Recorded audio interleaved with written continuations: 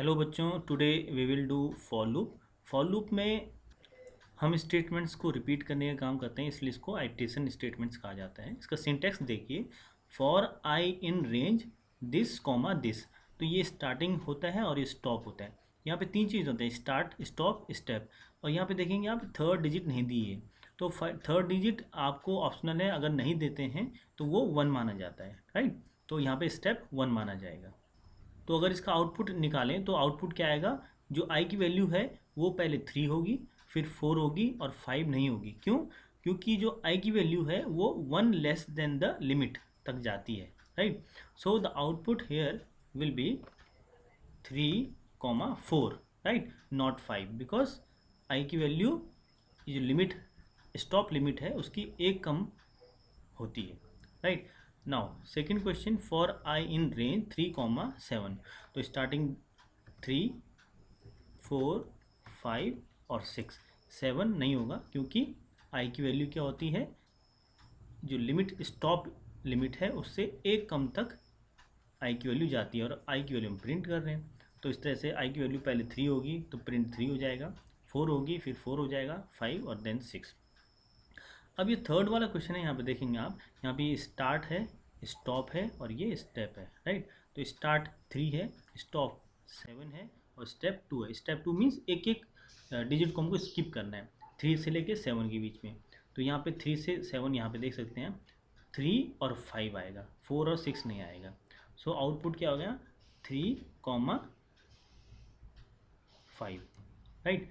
या इस तरह से देख सकते हैं इसको, अगर मान लीजिए यहाँ पे स्टेप नहीं होता, राइट, 2 नहीं होता, तो 3, 4, 5, यहाँ तक जाता। परंतु यहाँ पे स्टेप क्या है, 2 है। 2 है तो 2 होने के कारण एक प्रिंट होगा और एक प्रिंट नहीं होगा, फिर एक प्रिंट होगा और फिर एक प्रिंट नहीं होगा। इस तरह जो हमारा जो आंसर है वो 3 और 5 आएगा, राइट। माने 3-5 इस तरह से चलेगा ये, राइट। तो एक एक डिजिट बीच में स्किप हो जाएगी क्योंकि स्टेप 2 है। यहाँ पे बाय डिफ़ॉल्ट स्टेप 1 था तो इसलिए 3, 4, 5, 6 आया। परंतु यहाँ पे स्टेप 2 है, तो स्टेप 2 है तो क्या करेंगे, पहले 3 आएगा और फिर 5 आएगा, और इसके बाद यहाँ पे कुछ डिजिट है नहीं तो इसलिए यहाँ पे खाली आ जाएगा। Now let us take more examples for I in range 1, 8, right. 1, 8 means I will start from 1 and it will go up to 7, right, 1 less than the stop. So print I means I will be 1, 2, 3, 4, 5, 6, 7, right, not 8। अब यहाँ पे देखिए 1, जो for I in range 1, 8, 2 start, step, stop, step. तो ये पहली वाली range वही है, तो यहाँ पे जो स्टेप है वो 2 का आ गया। तो अब आंसर क्या आएगा, यहाँ पे 1, 3, 5 और 7 एक एक स्किप हो जाएंगे, तो आउटपुट हो जाएगा 1, 3, 5, 7, राइट। उसी तरह से यहाँ पे देखेंगे, अब स्टेप क्या हो गया, 3 हो गया, right. For I in range 1, 8, 3 step 3 हो गया। तो अब यहाँ पे ये 1, फिर 2 छूट जाएंगे, 4, फिर 2 छूट जाएंगे, 7। तो इस तरह से जो आंसर आएगा यहाँ पे 1, 4, 7, राइट। तो ये स्टेप 3 का स्टेप लेंगे, राइट। 1, 2 स्टेप छोड़ के फिर 4, फिर 2 छोड़ के 7, राइट। इस तरह से कर सकते हैं। चलिए कुछ और क्वेश्चंस देखते हैं। For I in range start, stop, step. अब यहाँ पे देखेंगे स्टार्ट तो बड़ा डिजिट है, राइट, ग्रेटर डिजिट है, और टॉप क्या है, डिजिट है जो कि स्टार्ट से लेस है, राइट। तो आप अभी तक हमने देखा था स्टार्टिंग बड़ा होता था और स्टॉप, जो स्टार्ट होता था वो छोटा होता था, स्टॉप बड़ा होता था, तो इंक्रीजिंग ऑर्डर में जाता था। परंतु यहाँ पे हमने क्या किया, जो स्टार्ट है वो बड़ा रखा है और स्टॉप को छोटा रखा है। तो यहाँ पे स्टेप क्या करेंगे, -1 कर देंगे या -2 कर देंगे। तो अब जो डिजिट प्रिंट होगी फॉर आई की जो वैल्यू, पहली वैल्यू होगी वो 7 होगी, राइट। और स्टेप क्या है, 3 है, तो 3 से एक कम ये रुक जाएगा। तो आपने जैसे पहले देखा था, जो स्टॉप था वो 8 होता था, तो डिजिट कहाँ तक जाती थी, एक कम, राइट। तो उसी तरह से अब ये 7 से रिवर्स जाएगी डिजिट, राइट। तो डिजिट जो प्रिंट होगी, आई की वैल्यू पहले 7 होगी, फिर 6 होगी, फिर 5 होगी, फिर 4 होगी, और इसके बाद 3 आना था। तो 3 क्योंकि ये लास्ट स्टॉप है तो स्टॉप से पहले तक की डिजिट प्रिंट होती है, इसलिए जो आंसर आएगा वो 7, 6, 5 और 4 आएगा, राइट। डिक्रीजिंग ऑर्डर में आएगा क्योंकि हमने स्टार्टिंग डिजिट को बड़ा बनाया है। तो आई की जो फर्स्ट वैल्यू होगी, first value of I will be 7, right. फिर डिक्रीजिंग ऑर्डर में क्योंकि -1 है तो ये 7, फिर -1 6, फिर -1 5, फिर -1 4, और फिर -1 3 नहीं आएगा क्योंकि स्टॉप 3 है। तो इस 3 से जो एक पहले डिजिट है वहाँ पे ये स्टॉप हो जाएगा, जैसे कि यहाँ पे इंक्रीजिंग ऑर्डर में होता था। 8 है तो 7 पे स्टॉप हो जाता था। चलिए एक और देखते हैं यहाँ पे, फॉर आई इन रेंज 7, 3, -2। अब यहाँ पे -2 कर दिया है, राइट। यहाँ -1 था, -2 कर दिया, तो -2 कर दिया तो कौन सी डिजिट आएगी, ये वाली और ये वाली केवल, माने 7 और 5। तो यहाँ पे आउटपुट क्या आएगा, देखिए आई की वैल्यू 7, 6, 5, 4 तो होगा नहीं, परंतु यहाँ पे क्योंकि -2 है तो यहाँ पे एक एक वैल्यूज़ स्किप हो जाएंगी। तो यहाँ पे 7 आएगा, राइट, और फिर एक वैल्यू स्किप हो गई, फिर 5 आएगा,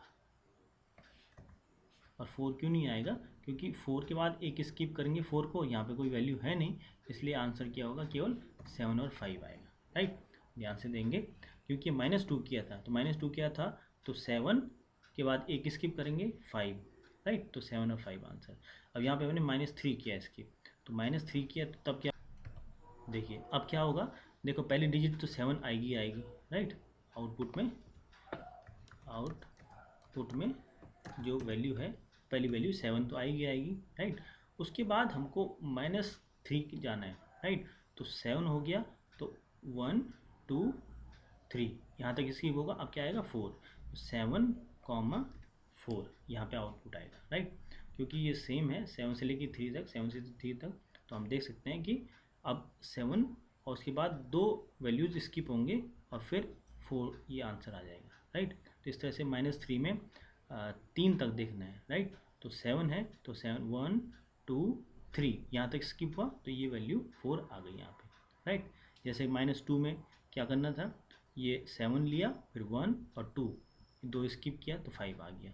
तो इसको बहुत ध्यान से दीजिए, छोटी छोटी चीज़ें हैं, और आउटपुट के क्वेश्चंस एग्जाम में बहुत ज़्यादा आते हैं। अब हम फैक्टोरियल ऑफ ए नंबर निकालेंगे। फैक्टोरियल ऑफ ए नंबर हम वाइल लूप में कर चुके थे, उसी को हम अब फॉर लूप से फैक्टोरियल को निकालेंगे। फैक्टोरियल आपको याद होगा, जैसे 5 का फैक्टोरियल निकालना है, राइट। तो 5 का जो फैक्टोरियल होता है वो क्या होता है, 5 इंटू 4 इंटू 3 इंटू 1, ठीक है। तो 5 4 जा 20, 23 जा 60, 61 जा 60, तो आंसर विल बी 60। तो इसका हम अब प्रोग्राम बनाते हैं। तो सबसे पहले हम यूज़र से वैल्यू लेते हैं कि उसको किसका फैक्टोरियल निकालना है। तो हमने क्या किया, n is equal to int input enter n integer. तो अब इस इंटीजर का हम फैक्टोरियल निकालेंगे। अब एक वेरिएबल लेंगे फैक्ट इक्वल टू 1, फिर फॉर लूप लेंगे for I in range 2, n+1, right. तो 2 क्यों लिया, देखिए 2 इसलिए लिया, यहाँ पे आई की वैल्यू स्टार्टिंग में 2 हो जाएगी, तो उससे क्या होगा, हमको चाहिए 1 इंटू 2, राइट। यहाँ पे देखिए 1 इंटू 2। अब यहाँ पे क्या हो जाएगा, fact equal to fact, fact क्या है 1 है, और आई की वैल्यू यहाँ पे 2 चाहिए हमको, तो यहाँ पे इसलिए आई की वैल्यू 2 रखा, क्योंकि स्टार्टिंग वैल्यू आई की क्या हो जाएगी, यहाँ पे रखेंगे, और यहाँ पे क्या है 2 है, तो यहाँ पे फैक्ट इज इक्वल टू माने 1 इंटू 2, तो 1 इंटू 2 यहाँ पे इतना इससे आ जाएगा। फर्स्ट लूप जब एग्जीक्यूट होगा तो 1 इंटू 2 हो जाएगा, राइट। इसी तरह से 1 इंटू 2 हो जाएगा फैक्टिव वैल्यू, और फिर इस तरह से आगे चलेगा। और यहाँ पे जो इंक्रीमेंट दिया हमने n+1 कर दिया, राइट, एक एक इंक्रीमेंट दिया। तो n की वैल्यू क्योंकि 5 है, राइट, हमने 5 दिया, मान लीजिए ये 5 दिया, 5 फैक्टोरियल था, तो n की वैल्यू 5 दी।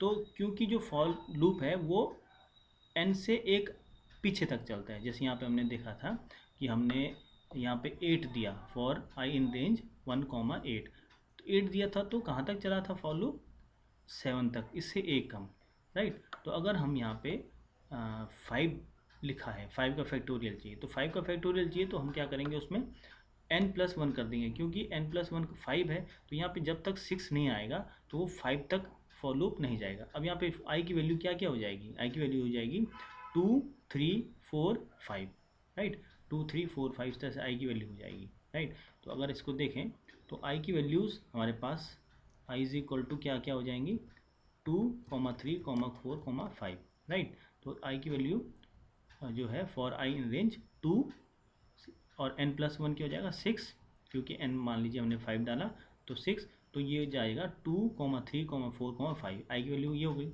अब जब इसको fact equal to fact into num करेंगे फर्स्ट मैंने आई इक्वल टू 2 के लिए, तो आई इक्वल टू 2 के लिए करेंगे तो जो फैक्टिव वैल्यू है हो जाएगी फैक्ट इक्वल टू फैक्ट माने 1 इंटू और आई की वैल्यू 2 है, तो फैक्टिव वैल्यू स्टार्टिंग में जब फर्स्ट टाइम ये लूप चलेगा फॉर लूप तो फैक्टिव वैल्यू क्या हो जाएगी fact equal to fact into i, fact क्या है 1 और आई की वैल्यू क्या है 2, तो फैक्टिव वैल्यू 2 हो जाएगी, राइट। ये तो पहली बार लूप चलेगा वो था जब आई इक्वल टू 2 के लिए।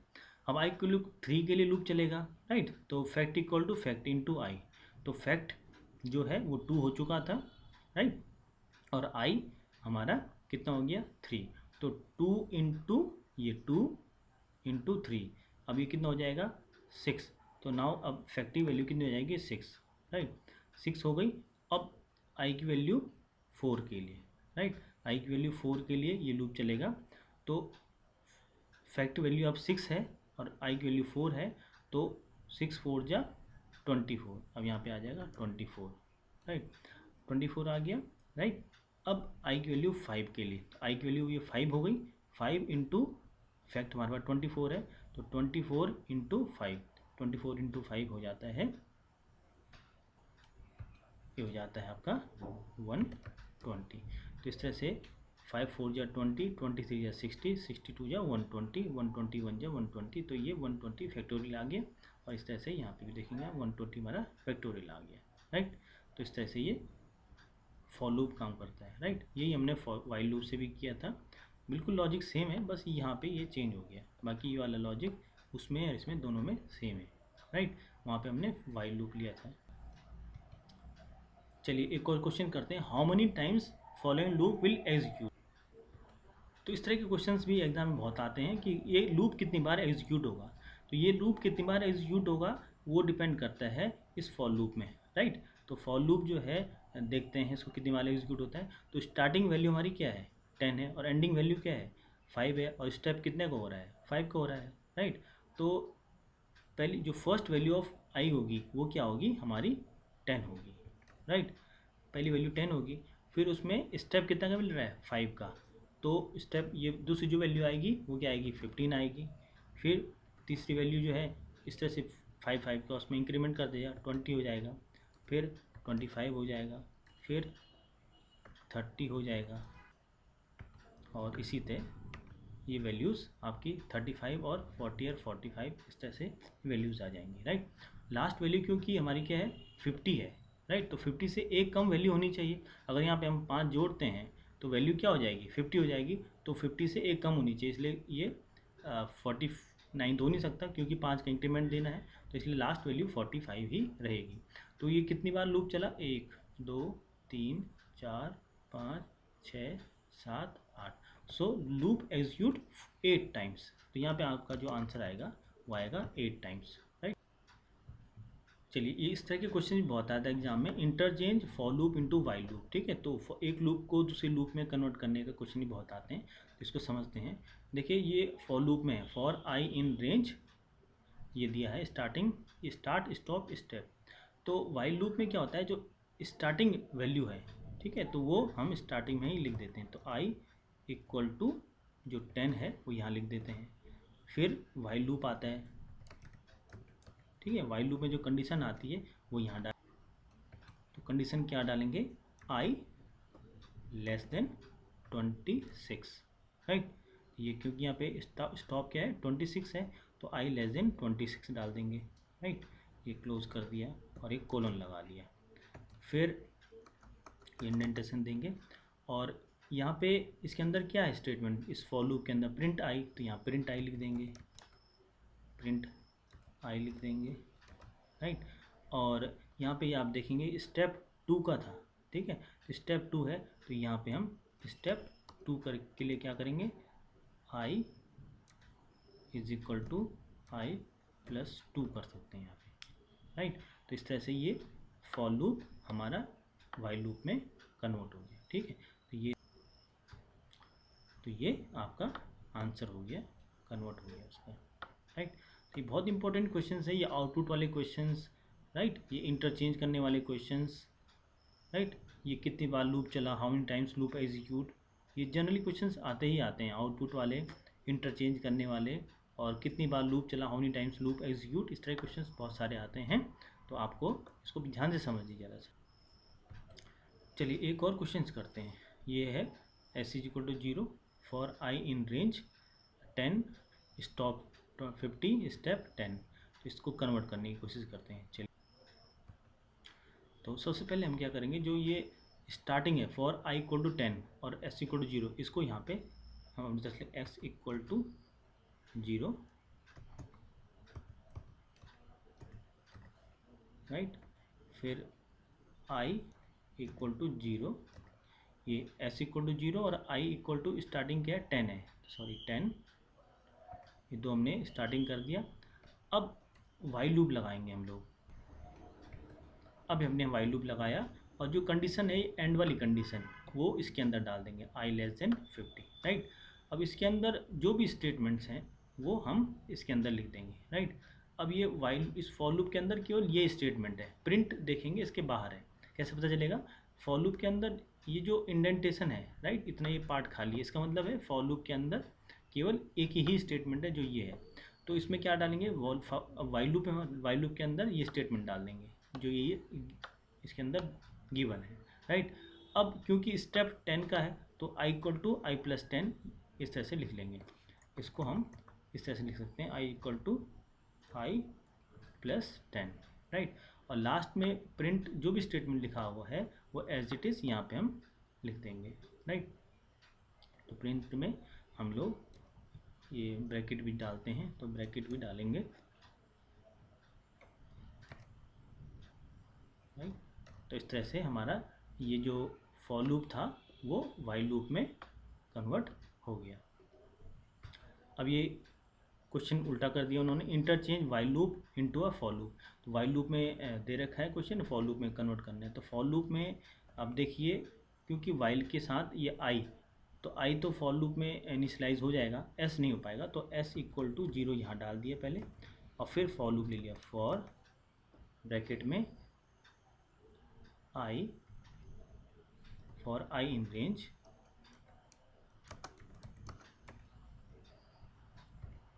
For I in range, range starting कहाँ से हो रही है आई की 5 से, तो 5 लिख देंगे। स्टॉप कहाँ पे हो रहा है, ये 25, तो 25 लिख देंगे। और स्टेप देखेंगे, ये आई का स्टेप 5 से हो रहा है, तो यहाँ पे 5 लिख देंगे। और यहाँ पे एक statement s equal to s plus 1, वो एज इट इज़ हम इसके अंदर फॉर लूप के अंदर लिख देंगे, राइट। तो स्टेटमेंट क्या आएगा इसके अंदर, इसके अंदर स्टेटमेंट है ये वाला स्टेटमेंट, तो इस स्टेटमेंट को हम कॉपी कर लेते हैं, ये स्टेटमेंट यहाँ कॉपी हो गया। प्रिंट स्टेटमेंट देखेंगे तो ये वाइल लूप के सामने है, राइट। तो इसका मतलब ये फॉर लूप के बाहर स्टेटमेंट है। तो ये जो प्रिंट स्टेटमेंट है वो फॉर लूप के वाइल के बाहर है, तो इसको भी हम फॉर लूप के बाहर ही लिखेंगे। तो ये हमने प्रिंट किया और इसको पेस्ट कर दिया। अब ये देखिए, ये वाइल लूप फॉर लूप में कन्वर्ट हो गया, right. Interchange while loop into for loop, इसको फॉर लूप में कैसे कन्वर्ट करें फिर आप इसे देखते हैं।